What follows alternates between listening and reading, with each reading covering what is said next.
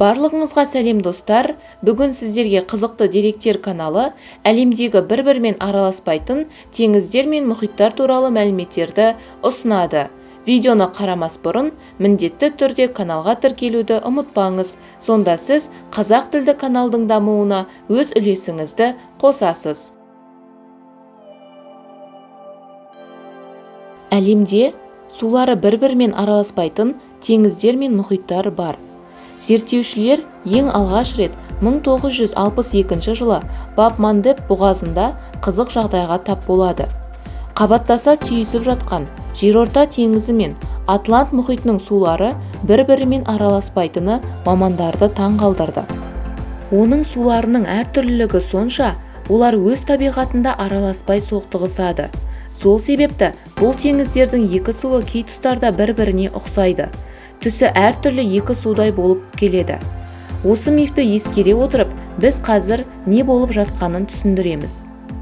Жак-Ив Кусто деп аталатын зерттеуші Гибралтар бұғазындағы су кеңістігін зерттей отырып, ғылым түсіндіре алмайтын таңғажайып фактіні тапты. Ол бір-бірімен араласпайтын екі су қабатының болуы. Оларды бір-бірінен пленка бөліп тұрғандай, және олардың арасында айқын шекара бар. Олардың әрқайсының өз температурасы, өзіндік тұз құрамы, өсімдіктер мен жануарлар дүниесі бар. Бұл су Жерорта теңізі және Атлант мұхиты Гибралтар бұғазында бір-біріне жанасып жатыр. Жергілікті тұрғындар бұл жерді жарық дүниенің шеті деп атайтын көрінеді. Океанологтардың зерттеулерінің нәтижесінде 20 ғасырдағы ғылыми жетістіктер таңқаларлық нәтижелерге қол жеткізді. Ал бұл қол жеткізілген нәтиже 1400 жыл бұрын ислам дінінің негізі болған Құран кітабында тайға таңба басқандай анық жазылып кеткен екен. Құранның Рахман сүресінде былайша баяндалады: Алла тағала екі теңізді ағызды. Олар бір-бірімен қапсады, бірақ араларында перде болғандықтан бір-бірімен араласпайды делінген. Және бір қызықты дерек, жаңа айтып өткен Жак-Ив Кусто атты француз зерттеушісі бірнеше ғасырлар бұрын Құранда жазылып кеткен осы деректі біліп, ислам дінін қабылдаған көрінеді. Қазіргі таңда зерттеулер нәтижесінде әлемде 16 жерде су шекарасы бары анықталды. Олар туралы қысқаша мәлімет келтірер болсақ, бірінші солтүстік теңізі мен Балтық теңізі.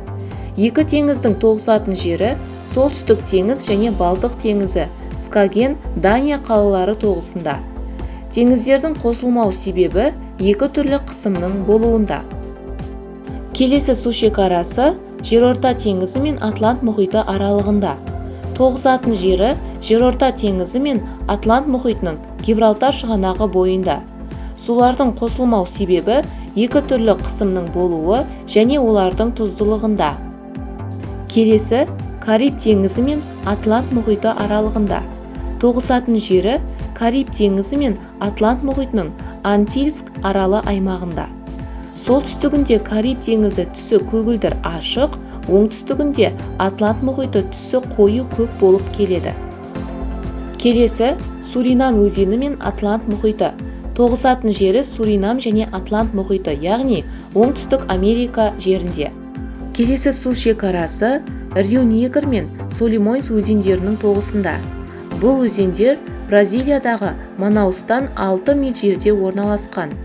Алайда 4 километрге дейін қосылмайды. Рио-Негр өзені қою түсті, ал Солимойс ашық түсті болып келеді. Бұл құбылыс температураның әртүрлі болуы және ағыс жылдамдығының түрлі болуымен түсіндіріледі. Келесі су шекарасы Мозель мен Рейн өзендерінің тоғысында орналасқан. Бұл өзендер Германиядағы Каблец қаласында орналасқан. Рейн өзені ашық түсті, Мозель өзені қою түсті болып келеді. Келесі Ильц, Дунай және Ин атты үш өзеннің тоғысқан жері Германиядағы Пассауаға барып тіреледі. Ильц ол кішігірім таулы өзен, Дунай ортасында орналасқан өзен, ал Ин ашық түсті өзен болып табылады. Келесі су шекарасы Алакнанда мен Бхигарадхи өзендерінің тоғысқан жері. Индиядағы Девапрая жерінде орналасқан. Алакнанда қою түсті, Бхигарадхи ашық түсті болып келеді. Келесі су шекарасы Ертіс пен Ұлба өзендерінің тоғысқан жері.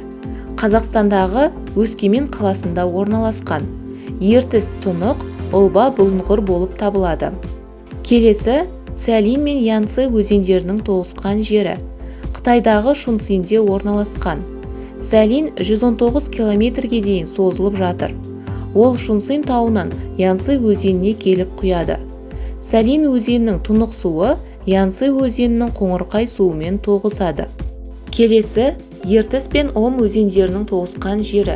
Ресейдегі Омск жерінде орналасқан.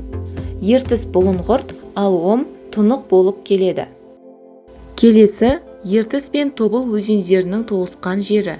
Ресейдегі Түмен облысында орналасқан. Ертіс ашық түсті бұлыңғырт, ал Тобыл қою тұнық болып келеді. Келесі Чуя мен Қатын өзендерінің тоғысқан жері. Ресей Алтай Республикасындағы Оңғыдай елді мекенінде орналасқан. Екі өзен шекараны анық бөліп тұр. Келесі Грин мен Колорадо өзендерінің тоғысқан жері. Бұл өзендер ақш-тағы Юта штатындағы ұлттық паркте орналасқан. Грин жасыл түсті, ал Колорадо қоңырқай түстес болып келеді. Келесі су шекарасы Рона мен Арф өзендерінің тоғысатын жері. Швейцариядағы Женева елді мекенінде орналасқан. Рона өзені тұнық, ал Арф өзені бұлыңғыр түстес болып табылады. Міне достар, бүгінге айтар мәліметтеріміз осымен аяқталды. Сіздерге бүгінгі айтылған мәліметтер қызықты болды деген ойдамыз. Егер сізге видео ұнаған болса, міндетті түрде каналға тіркеліп, видеоға лайк басуды ұмытпаңыз. Бұл қазақ тілді каналдың дамуына үлес қосу болып табылады.